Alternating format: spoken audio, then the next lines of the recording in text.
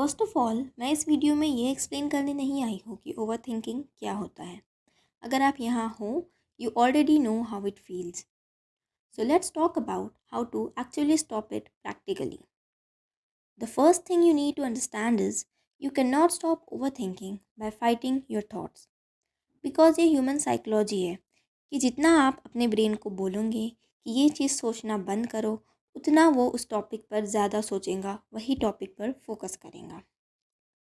Over thinking आती है insecurity से, क्लैरिटी ना मिलने से, ज़्यादा इमोशनल अटैचमेंट बना लेने से या इमोशनल अटैचमेंट होने से। हम चीज़ों को पास पकड़ के रखते हैं, चाहे वो लोग हो, सिचुएशन हो, किसी से एक्सपेक्टेशन हो या दूसरों की हमसे एक्सपेक्टेशन हो। और जब उनका कंट्रोल हमारे हाथ में नहीं होता या हमारे हाथ से चला जाता है तो हमारा माइंड चला जाता है पैनिक मोड में। So step 1 is learning where to draw the line. जब भी आप अपने आप को ओवरथिंक करते हुए पाओ तो बस एक सिंपल सा क्वेश्चन करो, क्या ये चीज़ अभी मेरे कंट्रोल में है? अगर इसका आंसर नो है तो वो चीज़ आपके काम की नहीं है, उसको एज सून एज पॉसिबल छोड़ दो, निकल जाओ वहाँ से उठो, कोई फिज़िकल एक्टिविटी करो, 5 मिनट वॉक करके आओ, आपको जो भी पसंद है, डांस, योगा, आप कुछ भी कर सकते हो जो आपको पसंद है। इससे आपका ब्रेन वो लूप से निकल जाएगा। Second thing, stop trusting every thought you have because not every thought is truth. Not every thought deserves your energy.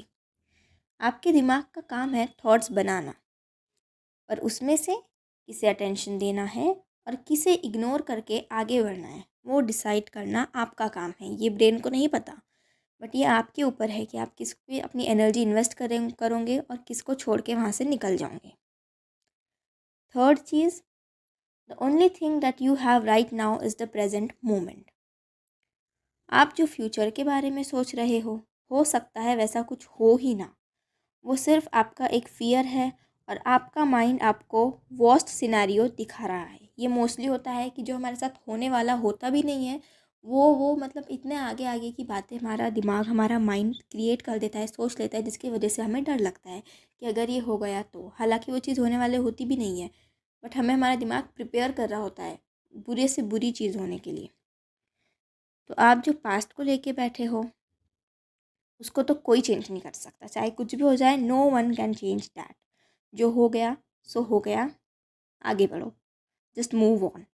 Don't waste your precious time and moment just by thinking about past and future every time. Future के बारे में सोचना important है, like अपने plans बनाना, goals बनाना, visions create करना, सोचना कि आगे क्या करना है, एक रफ स्केच बनाना इज़ ओके। बट हमेशा फ्यूचर में रहना कि ऐसा हो गया तो क्या होगा, वैसा हो गया तो क्या होगा, कब क्या करना है मुझे, लाइक ये क्या होगा वो क्या होगा, हमेशा वही फ्यूचर में रहना या फिर पास्ट का सोचना कि अरे अरे मैंने ये मिस्टेक कर दी, मैंने ये कर दिया, मैंने वो कर दिया, मुझसे ये हो गया, ऐसा नहीं होना चाहिए था, या जो भी है। ये छोड़ो, पास्ट को छोड़ो, फ्यूचर को छोड़ो, प्रेजेंट में जियो, जो अभी हो रहा है उसको एंजॉय करो, उस पर फोकस करो, उस पर अपना टाइम बिताओ। सोचना भी है तो उसके बारे में सोचो, फालतू की चीज़ें मत सोचो, don't waste your time. Fourth, you need to give your emotions time limit. अगर कोई ख्याल आ भी रहा है तो उसको फुल 15 मिनट, अपने फुल 15 मिनट दे दो। उसमें सिर्फ वही चीज़ के बारे में, चाहे वो बुरा ख्याल हो अच्छा ख्याल हो, सिर्फ उसी के बारे में सोचते रहो। और एक बार वो 15 मिनट ख़त्म हो गए तो बस वो टॉपिक भी ख़त्म हो गया, वहाँ से हटो, अपनी बॉडी मूव करो, एनवायरनमेंट चेंज करो, टी या कॉफ़ी ब्रेक लो, जो भी आपको पसंद है करना, या कुछ फिजिकल एक्टिविटी, पेंटिंग, लाइक कुछ भी करो जिससे आप वो चीज़ से हट सको। Fifth is over thinking reduces when self respect increases. ये बहुत पावरफुल बात है, इसे फिर से सुनो कि over thinking reduces when self respect increases. जब आप वैलिडेशन के पीछे भागना छोड़ दोगे, जो लोग आपकी रिस्पेक्ट नहीं करते हैं उनसे एक्सप्लेनेशंस डिमांड करना, एक्सप्लेनेशंस की एक्सपेक्टेशन करना, उम्मीद रखना कि ये मुझे एक्सप्लेन करेगा, वो भूल जाओ। ये एक तरीके से एक भीख मांगना है। नहीं दे रहा है, जाने दो यार, ना दे, हमारे पास 100 लोग, मतलब 100 लोग इन द सेंस बहुत काम है यार करने के लिए। सो वो सब छोड़ो, जो चीज़ों से आपको हर्ट हुआ वहाँ से क्लोज़र एक्सपेक्ट करना छोड़ दो, अपने दिल से अपना क्लोज़र बना लो कि हाँ ख़त्म, बस आगे बढ़ो। हर बार कोई आपको एक्सप्लेन नहीं करेगा कि ये क्यों किया उसने, क्या किया उसने, और हर बार हर चीज़ का एक्सप्लेनेशन आपको मिलना इम्पॉसिबल है।